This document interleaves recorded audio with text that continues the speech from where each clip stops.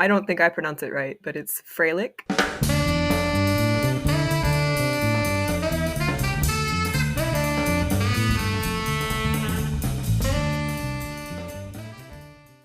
Oh, Froelich. So not Froelich, Froelich. I don't know. If you ask a German person, they'll probably correct me, so I wouldn't trust me. So I feel like most people probably say Froelich. I don't know. Maybe that's just in my brain. I always say Froelich. Oh, totally. Yeah, that's what I get at the grocery store. Yeah. All right, 3, 2, 1. Claire Froelich, welcome to FS Jam. Hey, Anthony. Super great to have you here. You're someone who has been kicking around the Redwood and FS Jam world for a while, probably longer than people realize, I think. But before we kind of get deeper into that whole history, why don't you just tell our listeners who you are and what you do? Yeah. I never imagined I'd actually be talking to you on FS Jam. I'm usually talking to you on Slack or Discord. Yeah, my name is Claire Froelich, and I am a software developer at a startup called Mintbean. That's my day job, but on the side, I have a lot of fun with the Redwood team, and I've been helping them internationalize and localize their tutorial documentation. It's been awesome just seeing you take off with this project because it's the scope of it and the scale of it. I think people have a hard time wrapping their mind around it. Like, people realize that it's complicated. There's a lot of languages, there's a lot that goes along with it. But until you really get your hands on it and start to see what the challenges are, it can be hard to wrap your mind around.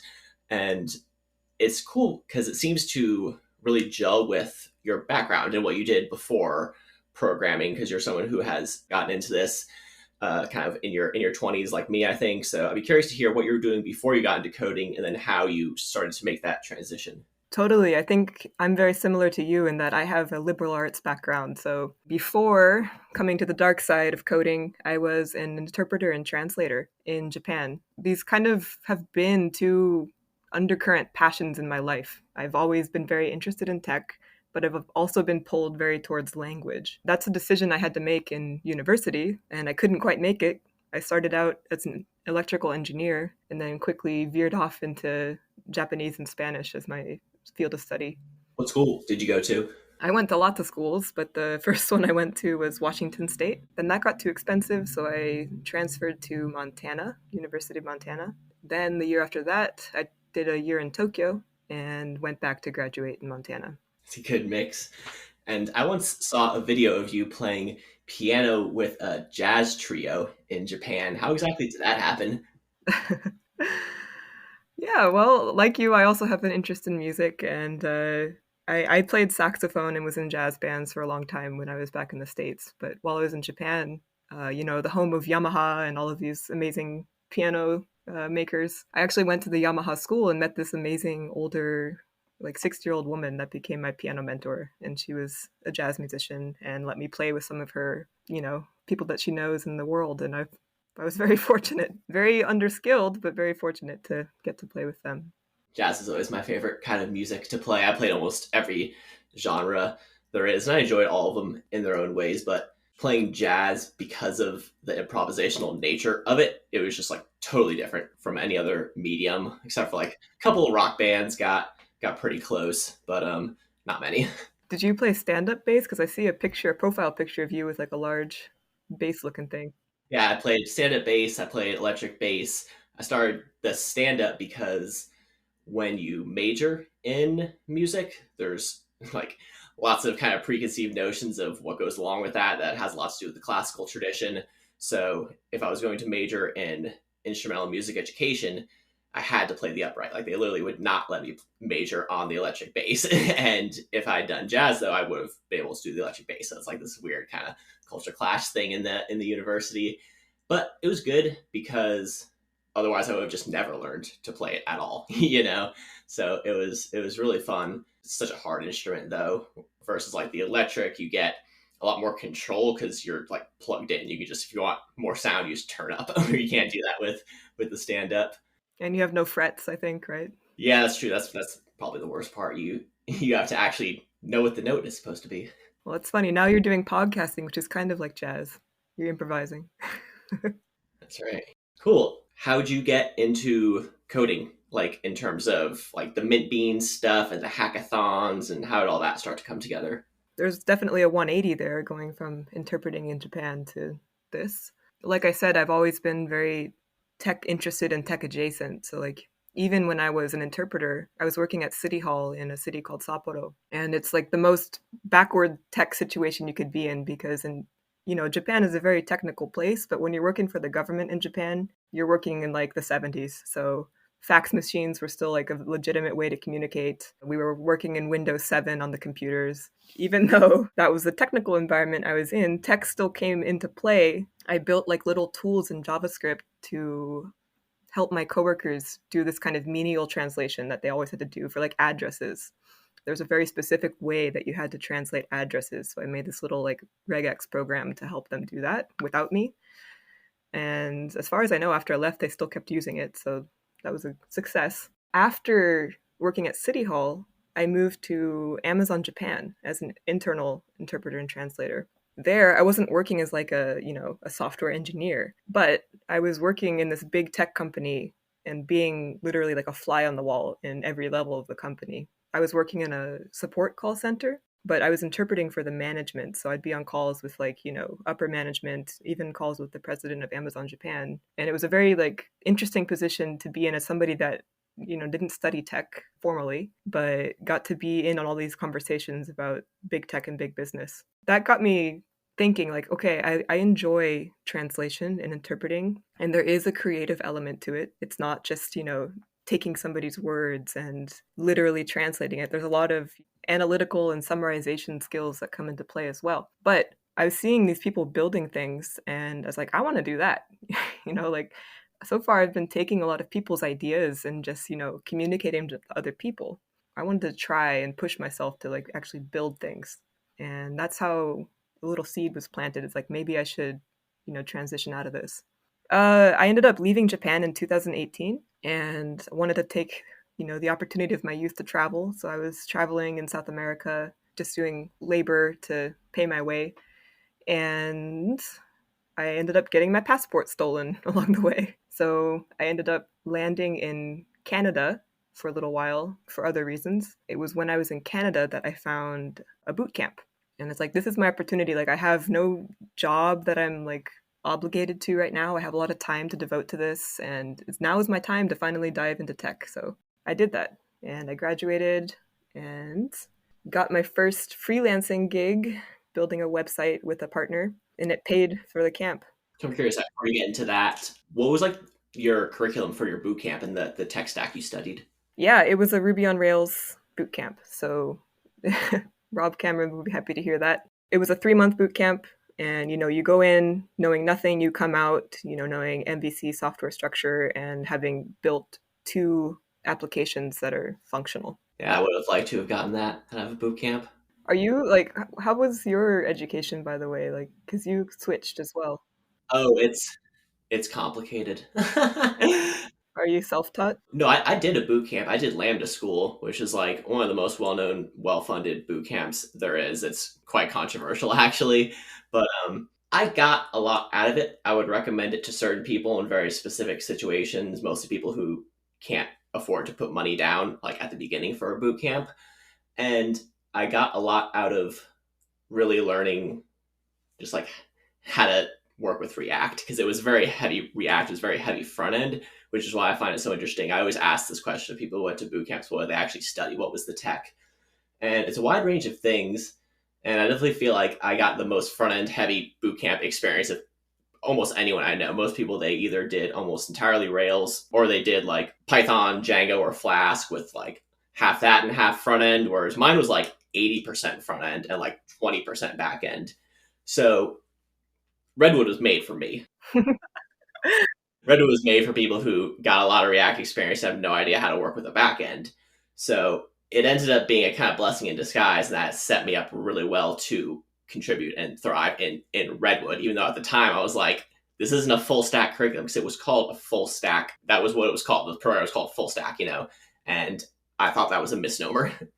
Well, I think I was the opposite puzzle piece to you because ours was very backend heavy and we didn't even touch React or anything. It was just vanilla JavaScript. For me, coming out of the camp, I was very interested to study React, and that was what I dove into. And like you said, Redwood is built for people that do front end because it takes care of the back end. Yeah, for me, it was a good playground to play more around with the front end.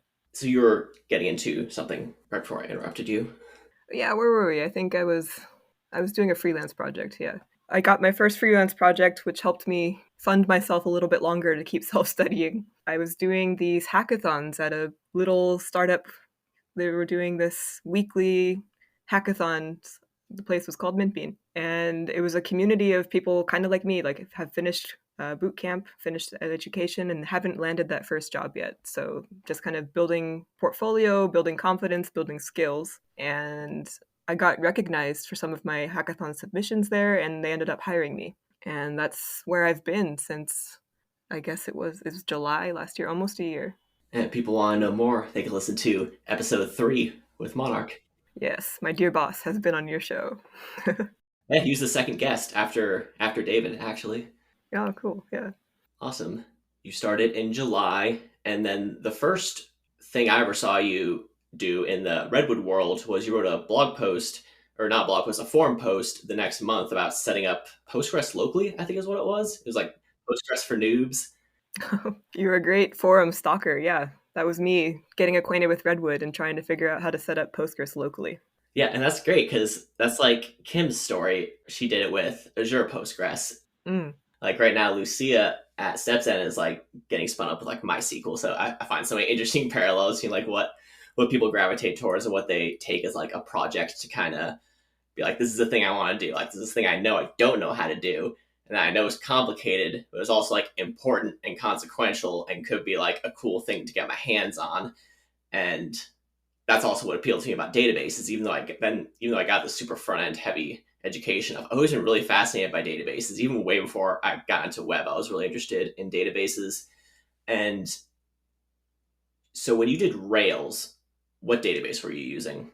We were using Postgres, but with Rails, you have that whole active record help. So it wasn't as painful to set up. Yeah. So then, how does working with Active Record compare to working with Prisma?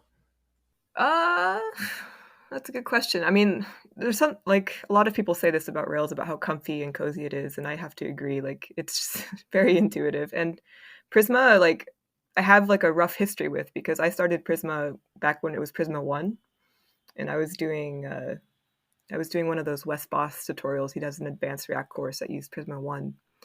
And I just felt this is so redundant. I feel like I'm writing the same thing twice. Like you're writing your Prisma schemas and then you're writing your GraphQL schemas, and I felt like I was doing the same thing. And when you're just learning, you're getting really confused. Like, what's the difference? Am I in Prisma land? Am I in GraphQL land? I don't know.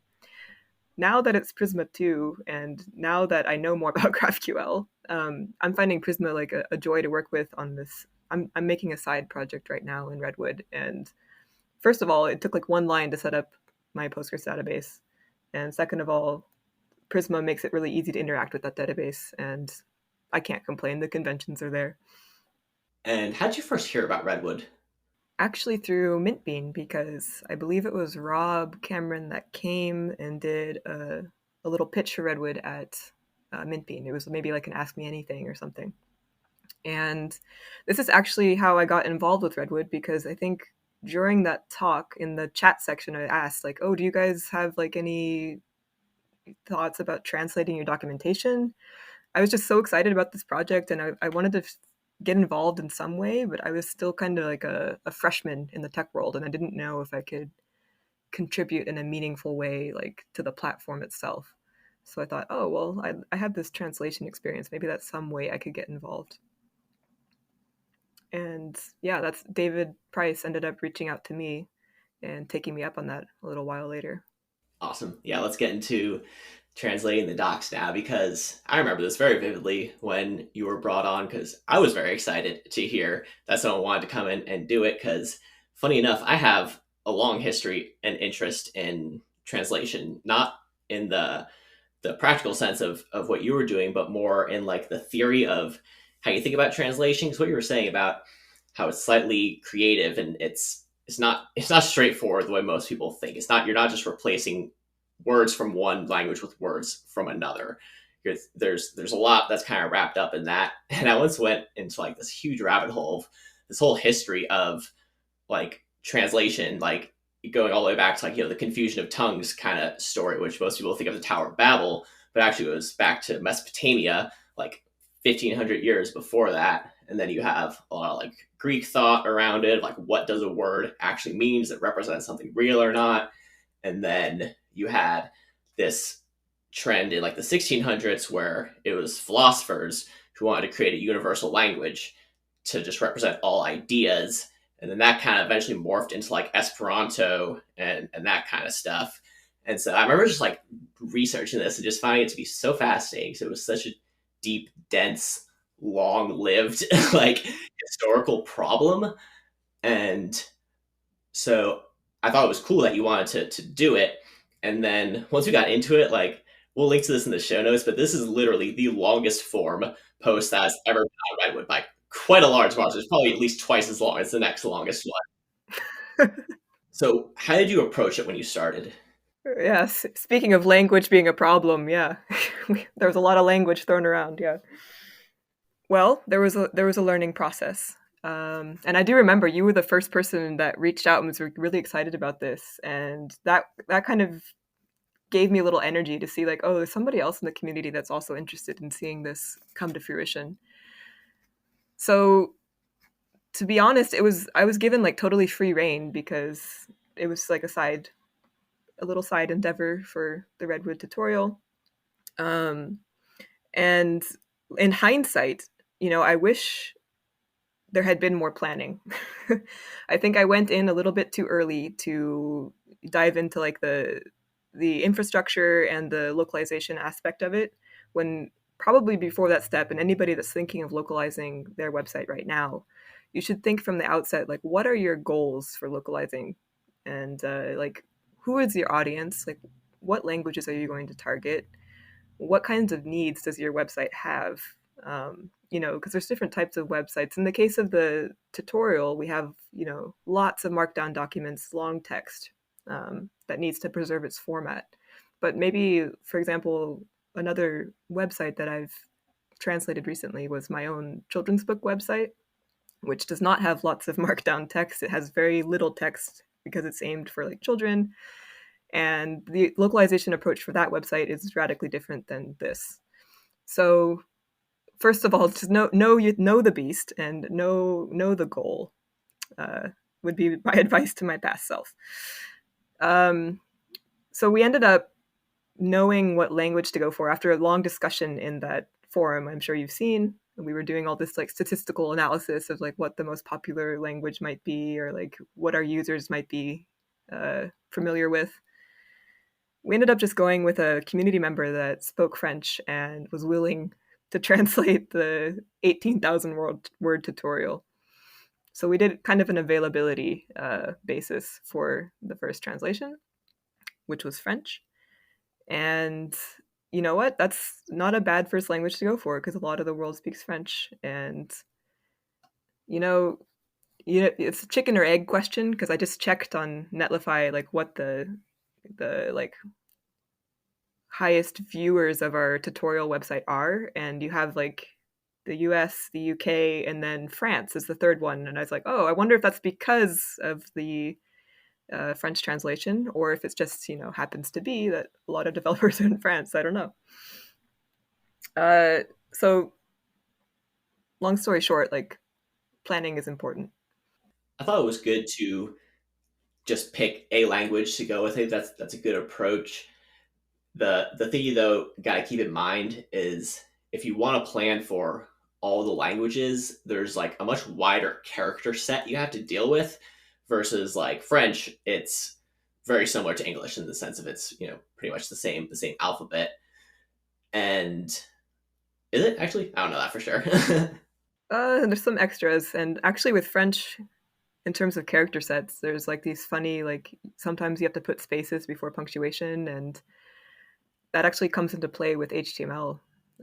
Sometimes you have to use that and NBSP apostrophe note. so far we haven't run into that problem. It's a much bigger stretch to go to Russian or Japanese or any of those kind of like those are entirely different character sets. That's definitely something you have to keep in mind, like especially if you're going to do a language that reads like right to left, like Arabic. That's going to change how your UI thought process works. So far we only have these Latin alphabet languages that will definitely need to be thought of. But in terms of how we arrived at the current setup, is that what you're aiming after?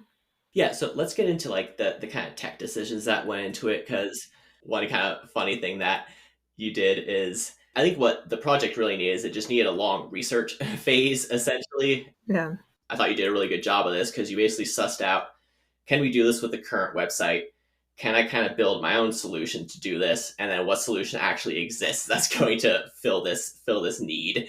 And so how did you first figure out that our current setup wasn't going to quite work, that it was going to be more difficult than it was worth? Coming into this, there were kind of three requirements I had on my mind. One of them was this is a living document. These tutorials are being updated constantly. How do we prevent staleness between languages?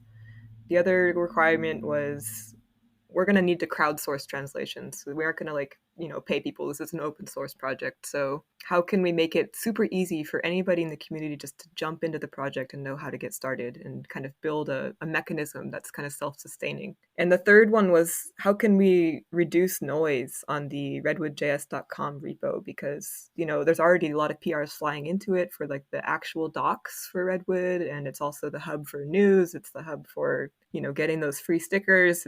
It's everything. Adding translation pull requests into that mix was going to create a lot of noise, I felt. And I was wondering, is there a way we can kind of abstract that and remove it from the .com repo? So those were my three goals. And the current RedwoodJS website is built with this beautiful framework called Cameron.js, which is a static site.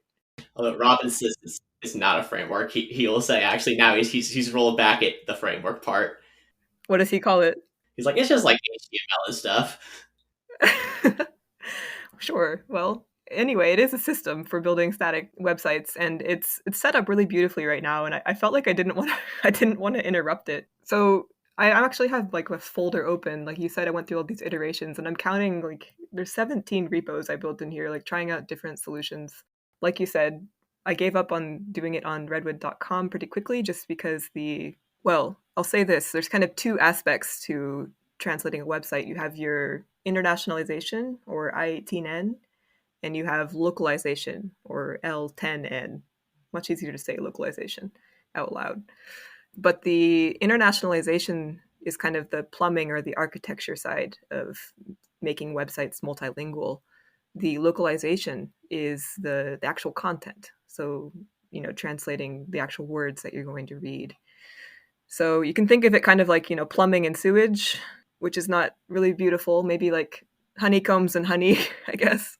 In terms of the plumbing, it was going to be difficult on the .com website to add multilingual pages because it's set up to build beautifully and like auto create the sidebars and everything based on this kind of single source of English truth at this time. To try and manipulate that to build for different languages was going to take a lot of change, which could have been done, but I thought maybe there's a better way to do this and also achieve those other goals, which were like reducing noise on the repo and building this kind of self-sustaining translator ecosystem. So I started looking into, okay, well, maybe we can have a separate repo for like the localized content, like the translated content. And during the build process on .com, maybe go fetch those and kind of pull them into the website.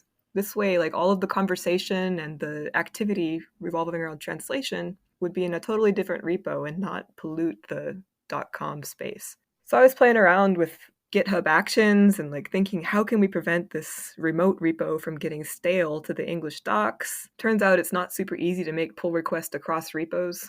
So I couldn't quite get that to work.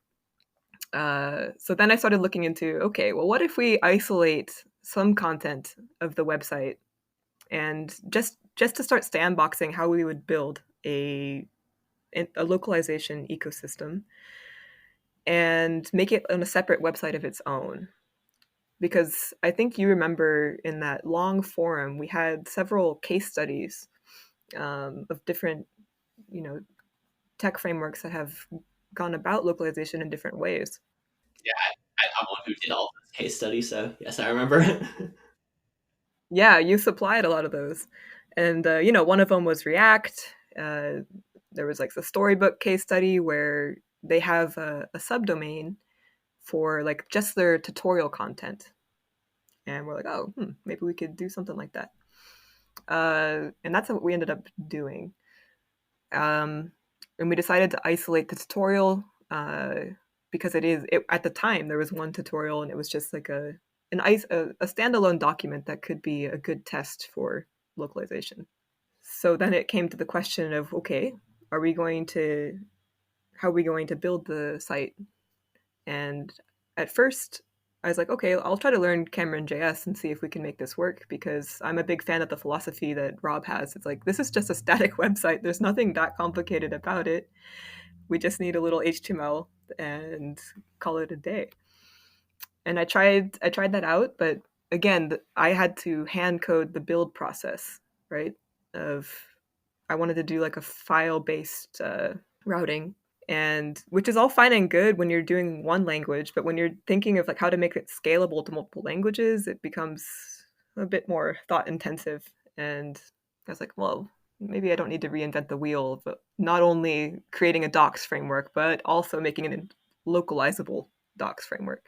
At this point in the story, for me, I was watching you go through this process, and I had heard of ViewPress, way back and knew it was like a thing, but I actually kind of dove into it because I realized that it fit this really interesting niche in that it was made by Evan Yu, who is creator of Vue, and he made it for himself as a tool to write the Vue docs. And one of the requirements of the Vue docs is that they had to be in Chinese as well as English.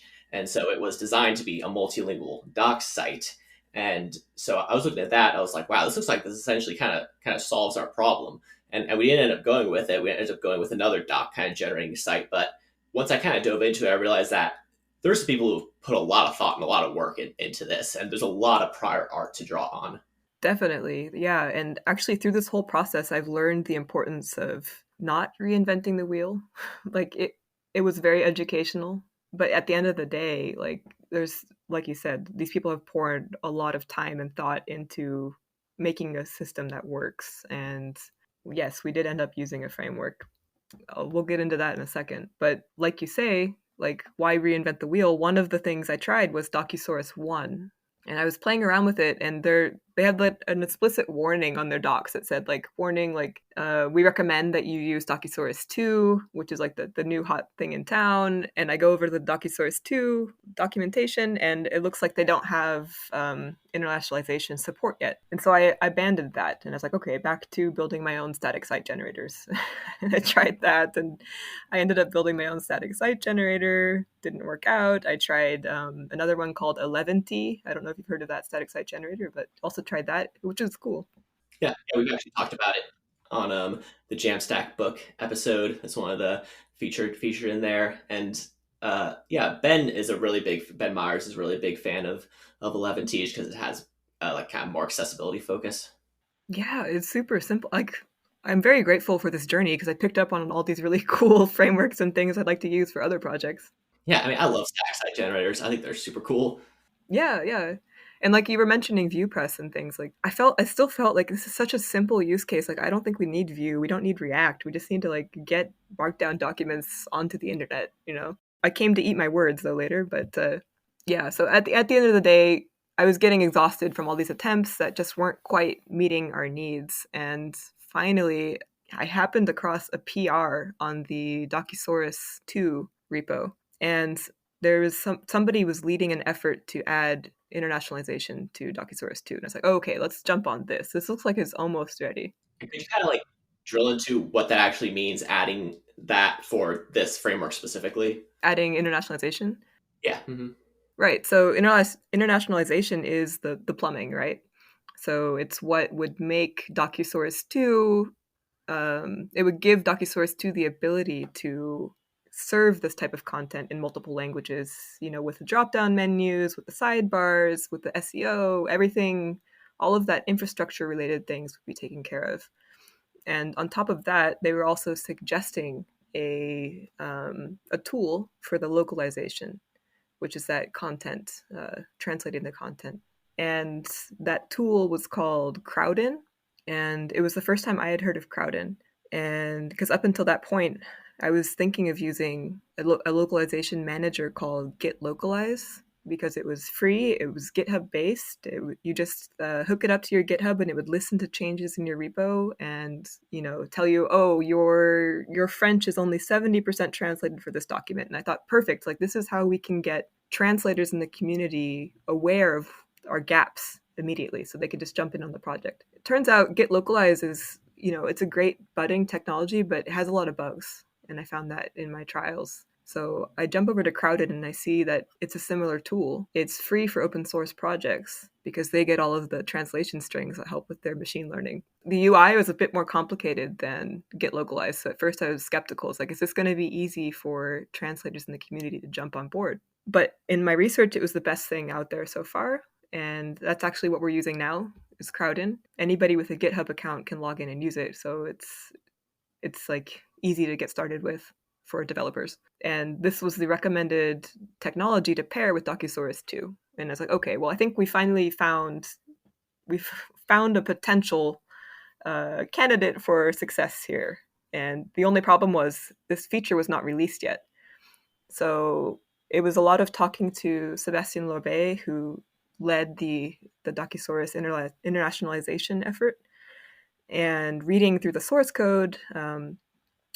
At the same time, because Docusaurus is a Facebook product, I guess, Jest is also a Facebook product, and they were converting their own docs into Docusaurus too. So I was peeking behind the curtain there and seeing exactly how they were using all of these features that are not documented.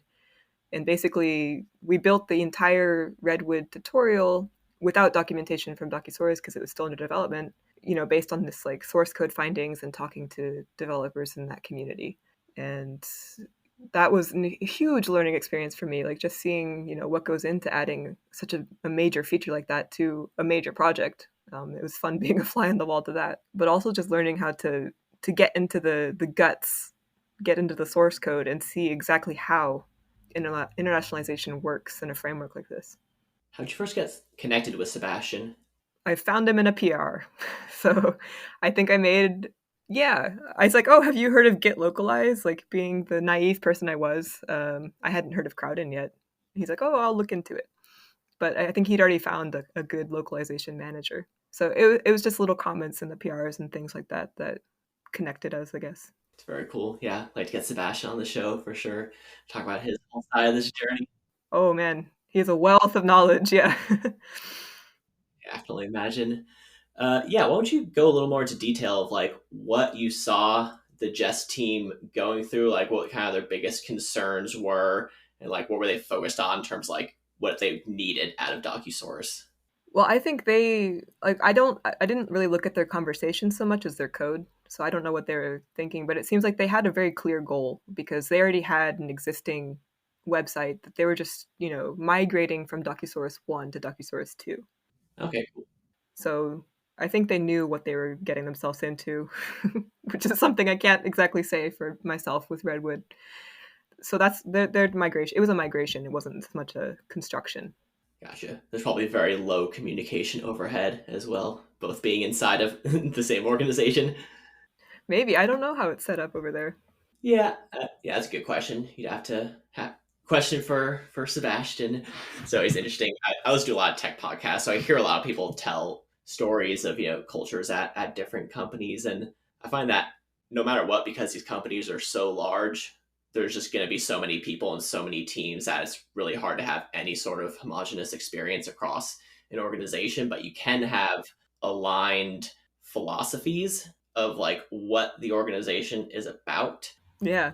It seems like the processes and the tools end up being very flexible, but everyone who kind of like into it, they have a kind of like this big picture of like where it's going. And so I find that very interesting. It's similar to, I think, an open source project where we're all coming at from different places, different backgrounds and different experiences, and working on different computers, on different operating systems, deploying to different clouds. And it's so much different stuff, but we're all trying to do it together, and we're all trying to aim at the same goal.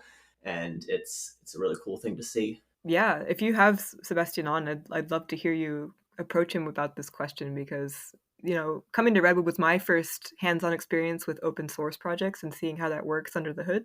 I have this big question for projects like Docusaurus and Jest, because they are open source. Like you can look online, React, but they also have the name Facebook associated with it. And I'm just not really sure how the relation of those projects is to Facebook and how they organize. So get him on. I recommend listening to some. I can recommend you a lot of podcasts where they kind of talked about what was cool about React is it really was kind of a bottom up thing in the sense that Jordan Walk just created it and he kind of had to sell it around Facebook. It wasn't just like, oh, this guy created this thing, and we're gonna make everyone at Facebook start using it. So there is a certain culture of you have to actually build something that the engineers of the company want if they're going to adopt it. And the open source projects they're building, they are being dog fooded. That's the whole point.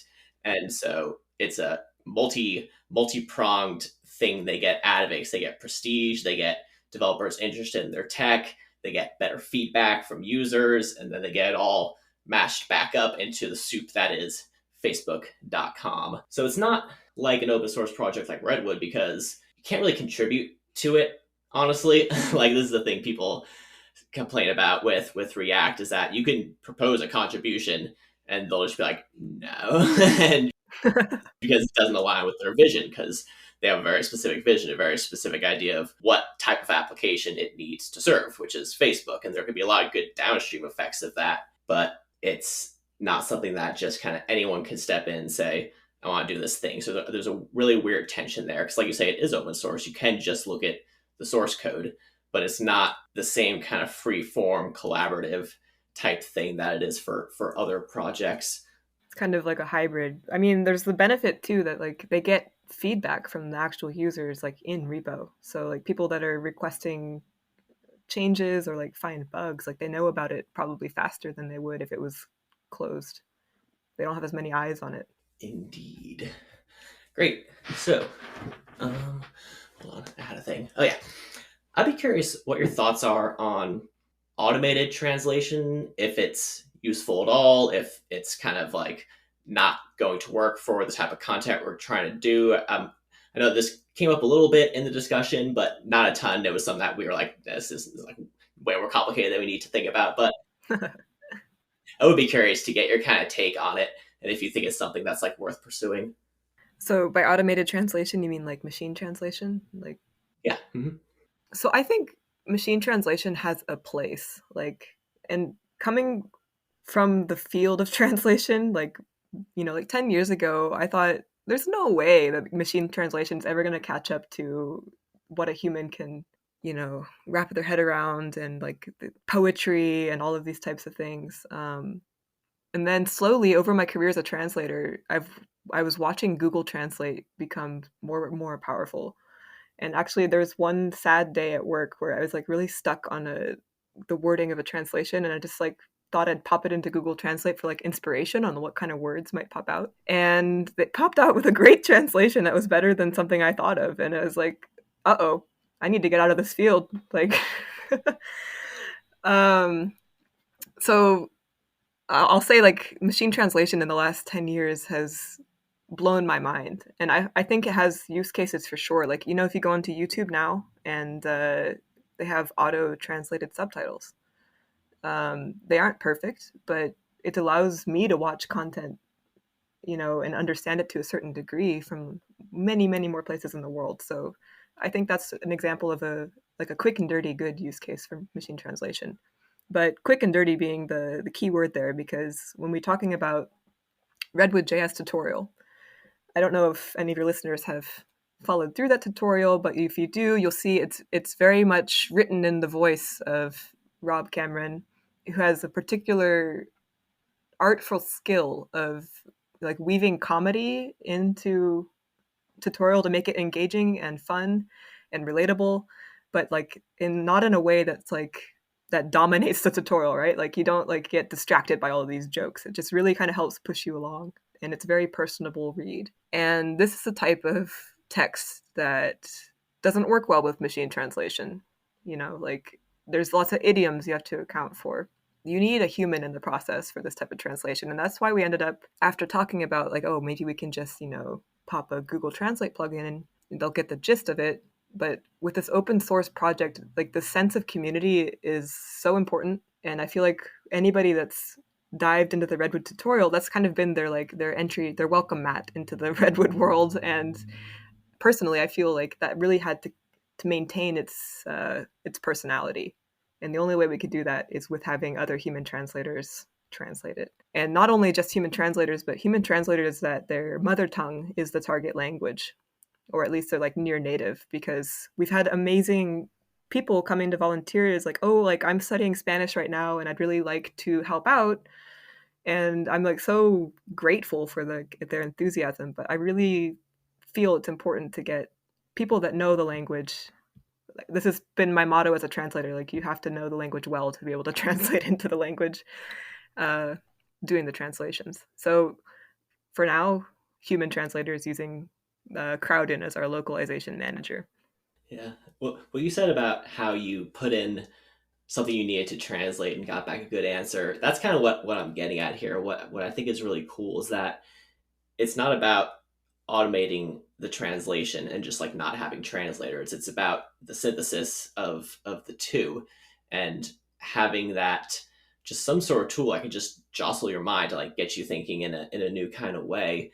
And I agree with you that Google Translate especially is just totally blowing my mind. What I found it useful for, you're talking about the YouTube video captioning. I found a similar thing with like news articles in other languages. Like if I wanted to read like a news article from like a German newspaper or like Chinese news, something like that, I could plug it into Google Translate and I get a sense of what it's about, like the actual informational content of the article. And so that's what I found very interesting. But at the same time, it didn't read like it was translated by a person. There would eventually be weird kind of incongruencies that would like you like, okay, I kind of get what you meant, but that's not really what you meant to say.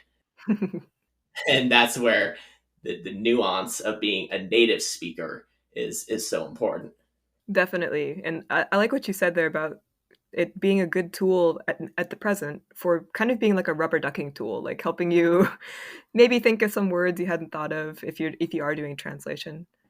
And I will say, like the tool we're using, Crowdin, they also use machine translation as kind of a translation aid. So you'll have it's a string by string translation tool. You click on a string in the source language, it's going to provide you with like 10 suggested translations based on their machine learning data of what other translators have translated similar strings. So it's useful to help you get started. And I'm watching this process. I'm like, oh, they're quite clever, because now, since they're letting people use this tool for free, if they agree to submit their strings, they're building this huge, this base data to plug into their machine learning models. And who knows, maybe even in a short amount of time, we're going to be even more astounded at what machine translation can do. But it does depend on the language. Like especially coming from Japanese, where you it's a very contextual language. You never use pronouns unless like you really want to emphasize it. Like you never know. You could sit on the train and people will be talking about something, unless you started at the beginning of their conversation, you aren't going to really know what they're talking about. That doesn't work well with machine translation, and you get a lot of funny translations with Japanese to English, for example. And actually, I did a class at Amazon for call takers that were trying to write emails in English and they weren't native English speakers. And I taught them like tricks on how to get machine translation to work for them by adding some more context in their source strings. But yeah, I'm impressed. Very interesting. Have you ever heard of word vectors? What's that? Yeah, it's a machine learning technique, and specifically in natural language processing, which is specifically machine learning done on text data. And so a vector is like, x, y.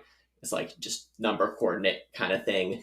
And what it does is it takes words and places them on these like basically coordinate positions that can like relate them to each other. So you could have like a cluster of like dog, cat, horse, and then like another cluster of like car, boat, plane, and then you could have like say king and queen, and you could then have like son and daughter, or like man and woman, and you could do like king minus man equals queen, like this kind of like ways of numerically representing concepts and how they relate to each other, like a spatial way. It just totally blows my mind because it gets at that kind of deeper level of like what's actually the meaning of the words. But I just always wonder like how far we can actually get with this kind of stuff because and eventually it's just boiling it all down to numbers. So like you say, there's so much more to it. Yeah, and then there's metaphor and other layers of language as well. Like, I'm reading this book right now called The Stuff of Thought by Steven Pinker, which you might be interested in. I've read a couple of Steven Pinker's books. Yeah, Ah, okay. I figured it'd be up your alley. But yeah, he touches on these types of things. Like, there's different schools of thought in the realm of interpreting how language is a looking glass into human nature. yeah. Steven Pinker actually wrote the book that has had the most influence on just like writing for me, like a mechanical sense. It's what was it called? There, yeah, it's called The Sense of Style, and it's basically just like how do you write in a way that's like clear and concise and actually gets across the thing you want to say. And it was like super tactical in like the advice it gave.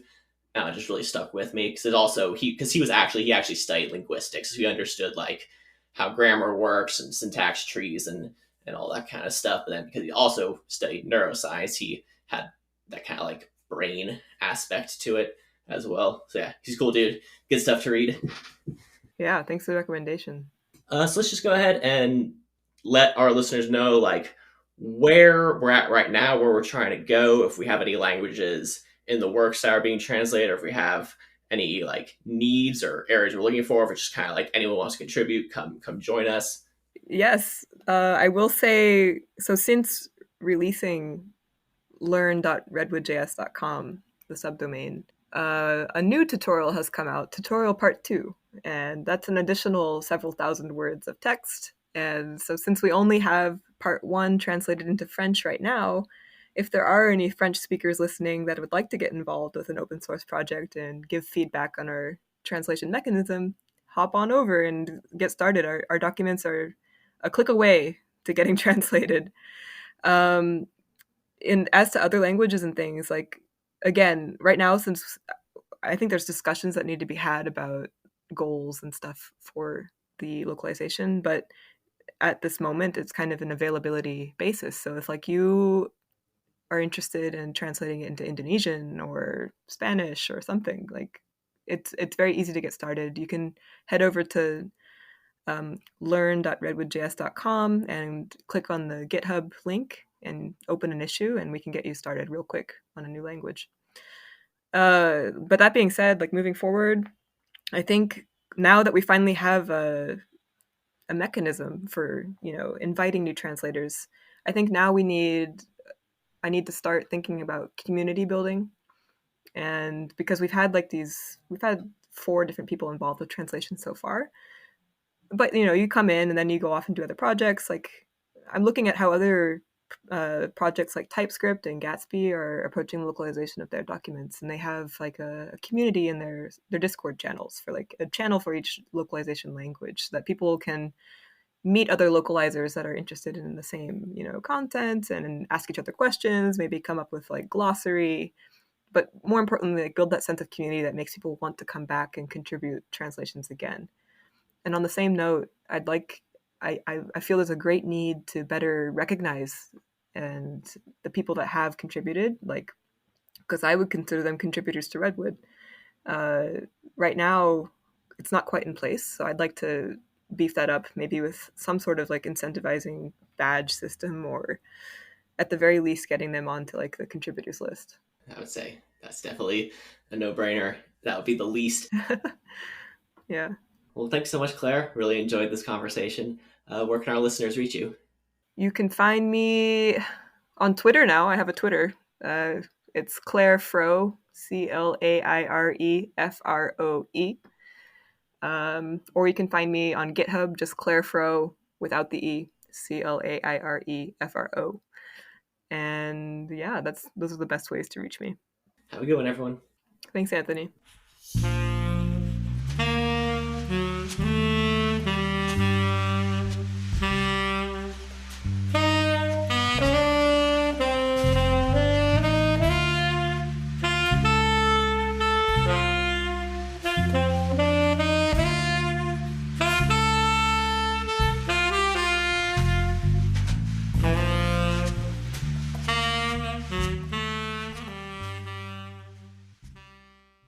Like an old man licking an ice cream cone, Fraley.